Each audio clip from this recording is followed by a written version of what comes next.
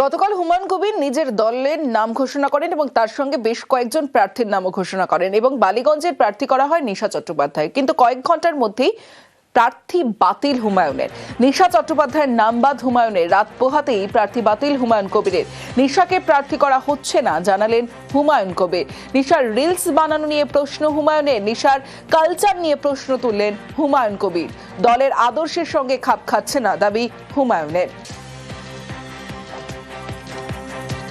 উনি একজন সেলিব্রিটি এটাই জানতাম, কিন্তু প্রার্থী ডিক্লেয়ার করার আধ ঘন্টার মধ্যেই টিএমসির আইটি সেলের বা বিভিন্ন রকম অনলাইনে যেসব ছবি ভাইরাল হয়েছে তাতে আমার মনে হয়েছে যে বিধানসভার মতো পবিত্র জায়গায় পাঠানোর জন্য বা আইন প্রণয়নকারী সদস্য হিসাবে পাঠানোর জন্য মানুষ আমাকে ভুল বুঝতে পারে। তাই আমি সেটা 24 ঘন্টা যেতে না যেতেই সিদ্ধান্ত নিয়েছি যে এটাকে প্রার্থী রূপে রাখবো না এবং আমি এক সপ্তাহের মধ্যে বালিগঞ্জের নেক্সট নাম আমি তৃণমূলের লোকরাই তো সব করেছে। যে সানিয়াত চৌধুরী নিয়ে গেছে সেটা করেছে, এখনও ওই সানিয়াতের তৃণমূল কংগ্রেসের হিসাবে আছে। তো সে যে প্ল্যান করে আমাদের কিছু লোককে দিয়ে ওটা ডায়াসে তুলে করেছিল, আমার তো সিদ্ধান্ত নিতে কোনো দেরি হয় না। নিশা কি বলছেন দেখুন। যাতে যেটা ওনার কাছে একটা বড় ইম্প্যাক্ট হয়েছে, যেটা দেখে উনি ভাইরালটা কি দেখা বিরোধীদের কাজ। এটা তো ভাইরাল দেখুন, আমি এখন বলতে গেলে তো অনেক কিছু বলা যাবে। এখন শাইনদীরও অনেক ভিডিও রয়েছে, সিগারেট খাওয়া ভিডিও আছে, নুসরাত জাহানদীরও ভিডিও আছে, মিমি চক্রবর্তীদেরও। তারা কি দাঁড়ায়নি? তারা কি এমপি এমএলএ হয়নি? তারা যদি হতে পারে, তো আমি তো একটা মধ্যবিত্ত ঘরের মেয়ে, আমি একটা সোশ্যাল ওয়ার্ক করি। আমি হচ্ছে মানুষের দেশের মানে যেটা ভুল হয় সেটাকে আমি ঠিকের জায়গায় রাস্তায় নিয়ে যাই, সেটা কোনো বি পার্টি হোক। যেটা ভুল তো ভুল, আর যেটা ঠিক তো ঠিক। তা সেটার জন্য যদি আমি দাঁড়াতে পারি, তা আমার উচিত যে আমি জনতার জন্য করি। সেই জন্য আমাকে পার্টি বলেছিল বলেই আমি তার জন্য গেছিলাম। এখন এত কিছু দেখছি যখন আসার পর, যে এত বাবরি মসজিদ একটা তো আমি একটা বাঙালি মেয়েকে হাঁটিয়ে তুমি বলছো একটা মুসলিমকেই নিয়ে আসবে।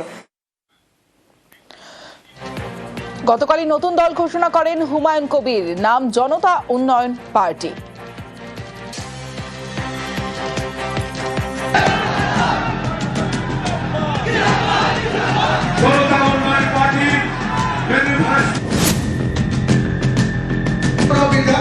হুমায়ুন কবির মুর্শিদাবাদের ভরতপুরের বিধায়ক। সোমবার বেলডাঙ্গার সভা থেকে নতুন দল ঘোষণা করলেন, নাম জনতা উন্নয়ন পার্টি। চেয়ারম্যান হুমায়ুন নিজে।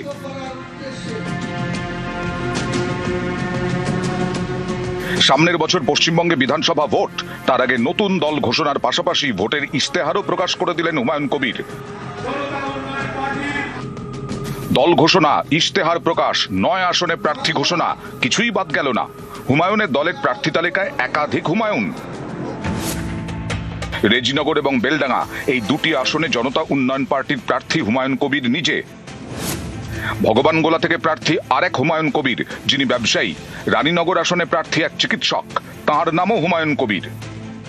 আমি নিজে আমার পার্টির চেয়ারম্যান হিসাবে 70 রেজিনগর এবং 71 বেলডাঙ্গা দুটো থেকে আমি লড়াই করব এবং জিতব। বিশিষ্ট ব্যবসায়ী, ভগবানগোলা বিধানসভা 62 নম্বর বিধানসভা, ওনারও নাম হুমায়ুন কবির।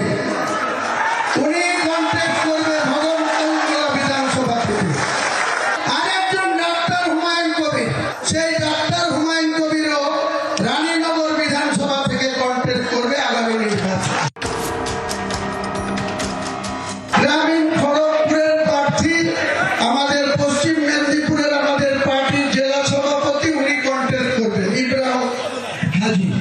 54 মালদা বৈষ্ণবনগর, মুস্তেরা বিবি, মনীষা পান্ডে।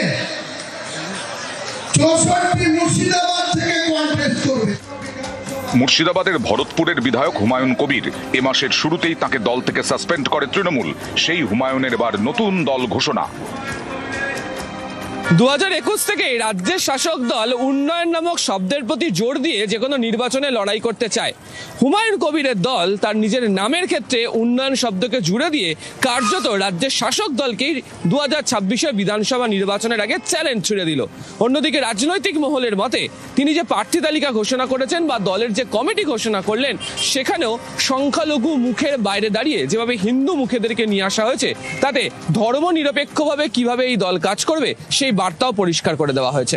ক্যামেরা অসিত দাসের সাথে আবির ঘোষাল ও প্রণব বন্দ্যোপাধ্যায়, নিউজ 18 বাংলা, মুর্শিদাবাদ। গতকাল হুমায়ুন কবির নিজের দলের নাম ঘোষণা করেন এবং তার সঙ্গে বেশ কয়েকজন প্রার্থীর নামও ঘোষণা করেন এবং বালিগঞ্জের প্রার্থী করা হয় নিশা চট্টোপাধ্যায়। কিন্তু কয়েক ঘন্টার মধ্যেই প্রার্থী বাতিল হুমায়ুনের। নিশা চট্টোপাধ্যায়ের নাম বাদ হুমায়ুনের। রাত পোহাতেই প্রার্থী বাতিল হুমায়ুন কবিরের। নিশাকে প্রার্থী করা হচ্ছে না জানালেন হুমায়ুন কবির। নিশার রিলস বানানো নিয়ে প্রশ্ন হুমায়ুনের। নিশার কালচার নিয়ে প্রশ্ন তুললেন হুমায়ুন কবির।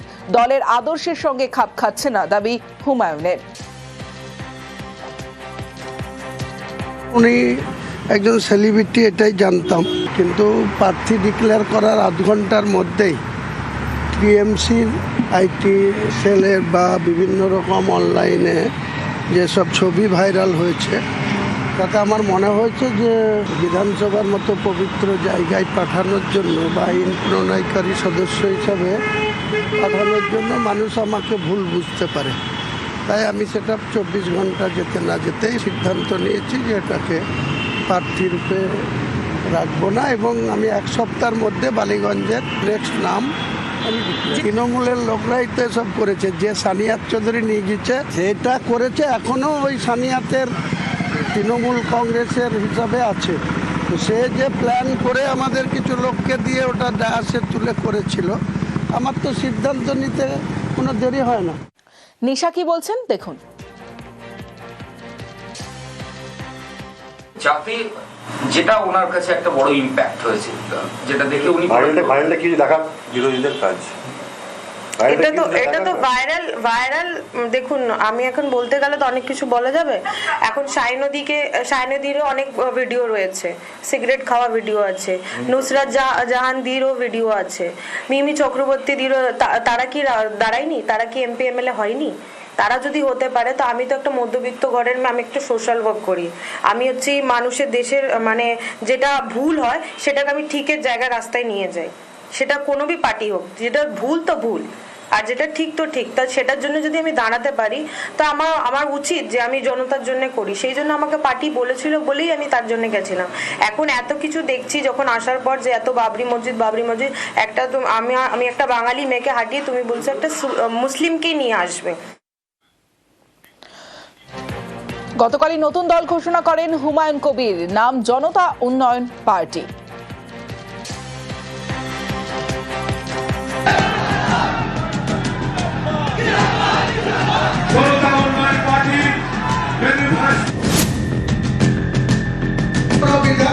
হুমায়ুন কবির মুর্শিদাবাদের ভরতপুরের বিধায়ক। সোমবার বেলডাঙ্গার সভা থেকে নতুন দল ঘোষণা করলেন, নাম জনতা উন্নয়ন পার্টি। চেয়ারম্যান হুমায়ুন নিজে।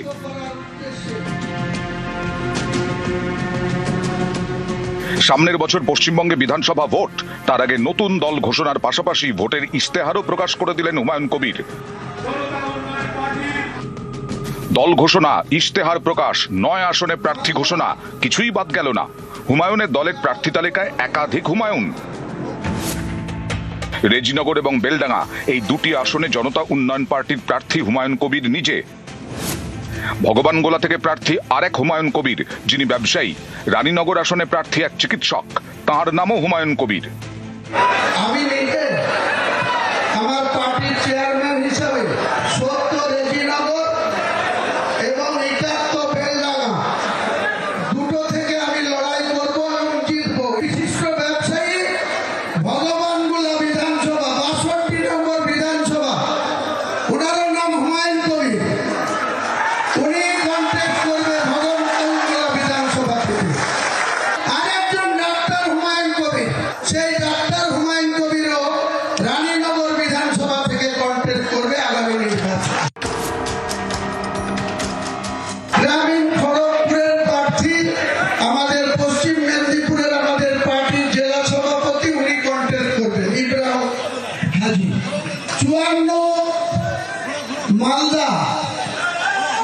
অশোকনগর মুস্তেরা বিবি মনীষা পান্ডে 64 মুর্শিদাবাদ থেকে কন্টেস্ট করবে।